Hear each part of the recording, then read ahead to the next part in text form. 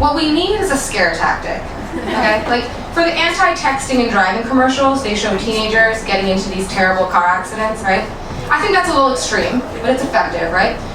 So what I propose is the next time a girl goes into the bathroom of a club to take a photo of herself, the dude from Scream pops up behind her, right?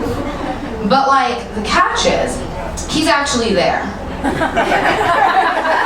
And then he kills her. So, it's a fictitious scenario. No blood has been shed. So, guys, it's crazy hot out, right? It's insane.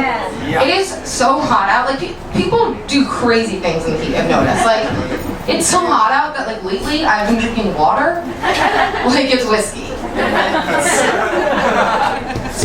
That's like a delayed, yeah. Like, that's like a delayed effect joke. It's like NyQuil. Like, it'll hit you in like 20 minutes. That's fine. So, my boyfriend and I like to role play. But wait, well, it's not like kinky or like saucy stuff. It's more so like cutesy. Like, okay, I'll give you an example. He'll like pretend to be a tree, and like I'll pretend to be a monkey, and I'll like climb him, right? Or like we'll pretend to be like big and little penguins, and I'll like step on his feet, and we'll like waddle around the apartment, right? Or this is really fun. Like, one time I pretended to take my birth control, but it was really a Skittle. And then he like pretended to get really mad and like threw things, and then he like broke up with me. But then he actually left and moved all his stuff out. That was about 6 months ago. So if any of you guys see him, you just let him know that I'm ready to stop playing. Creepy, huh? But you didn't think I could be this creepy. So guys, I have a new friend. She's a waitress, and she's been telling me the stories, like the things that go on in the restaurant. And yesterday she was like, I was waiting on this table of all Jewish people, and I was like, oh, you can stop right there. Let me guess. They didn't tip, right? Because Jews are so cheap.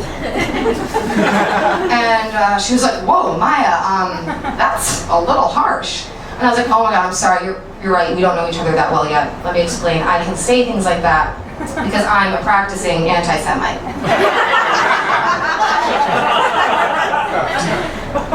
I just had the weird urge to sit down. I don't know why. I guess you're not supposed to say stuff like that out loud when you're performing.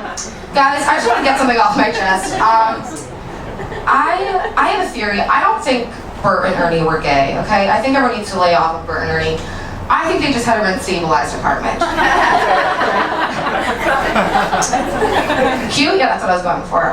This next one's going to be adorable. You like that? Something I don't really understand is, like, when you're filling out an online form, like to buy something or register for something. You guys know what forms are. Okay, so I want to explain that to you. And there's like all these extra tabs, right, of like information you can leave, but it's optional. Right? It's like, who in this crazed, chaotic, stress-driven city, after reading 3 pages of ridiculous, useless information, just so they can get half off a Cuban sandwich next December 13th between the hours of 12 and 12:30, afterwards it's like, oh wait, shoot, did I remember to leave my social security number, bra size, and shower schedule? Okay, just rectify that. Like, what do these people think? If they leave extra information, someone on the other end is going to think it's really cute, right? And like call them and ask them out. Because I tried and it doesn't work. Mr. Jeeves, whoever you are. First name ask. Drove that one home for you guys. You were already laughing. There was no need to beat you. So I saw this really excellent poster the other day. It said, "Run for obesity, find the cure." Good cause, right guys? Very good cause. But I couldn't help but wonder, isn't running the cure? Like, arguably, if you know someone who's struggling with a weight problem, are you really being the most helpful friend you can be by offering to exercise on their behalf? Doesn't seem right. I love that you would just have a comment for everything, but if you're encouraging me, it's lovely. Sorry, just threw me off there with your positive reinforcement. I wasn't expecting that.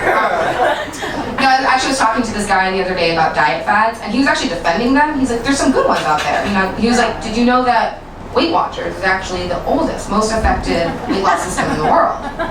Well, we're not there yet, but I'm glad you're on board. And I was like, actually, I'm pretty sure anorexia is. And I was like, I'm pretty sure eating disorders predated the point system. Alright, before you guys think I'm like really insensitive about all this stuff, I can talk about this stuff, right? And listen, I didn't want to have to shock anyone tonight. But I was not always the radiant creature of perfection that you see before you here tonight. I went through an awkward phase, okay? In fact, when I was little, I went to fat camp. Sorry, actually, I exaggerated. When I was little, I was sent away to fat camp. Because you do not nominate yourself for that shit when you're 9. But the thing is, when I got there, this was curious, I was bullied for being too thin. So yeah, I was too fat for normal society, but not quite fat enough for weight loss camps. I was like a semicolon, like no one knew what to do with me. Do you know what I mean? I remember like my second day, this girl came up to me and was like, girl, you got a collarbone and you're here? And I was like, you mean this old thing? So I kind of like returned to New York with like a distorted sense of self-confidence. Just walking around like, hey, what's going on, guys? Why is Tyra Banks calling?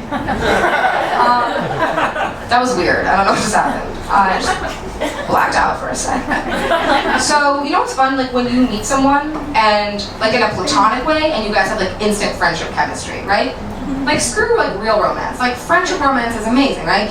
I met this girl and we were firing on all cylinders. We were basically mental twins, right? Until we got like to the topic of guys, and then she was like, you know, I exclusively sleep with black guys. And I was like, oh, see, like that's where you end and I begin, because I exclusively sleep with nobody. So, it's more of my type. I guess I have to get out of here. I don't think that means I have 20 more minutes. So I'm gonna bounce, but I just have a question before I leave. Guys, is it weird to leave a trail of rose petals to the bedroom if I know it's only going to be me?